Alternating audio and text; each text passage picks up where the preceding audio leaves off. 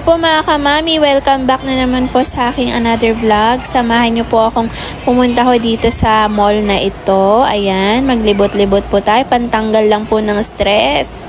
At ayan po, kasama ko po ang aking baby boy. Dito po kami ngayon sa kanilang design na malalaking planets. Ayan, ang gaganda po, oh. Parang totoo po.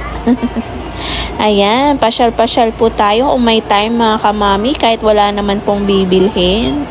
Ayan, para lang matanggal ang ating stress sa bahay, stress sa kung ano-ano man. At ayan po, ipasyal na rin natin ang ating baby. Ayan, oh, gusto niyang maglaro, gusto niyang sumakay sa carousel na yan. At bibili lang po ako ng token. At ayan na nga, sumakay na nga ho yan. At ayan, naglibot-libot pa po kami, kasama po ang aking tatang. Pasyal-pasyal lang po ba? At ayan, kain po tayo dito sa masarap na avocado na yan, na ice cream. Masarap po dito mga kamami. Kung meron hong ganyan sa inyong mga mall, ayan, masarap po dyan.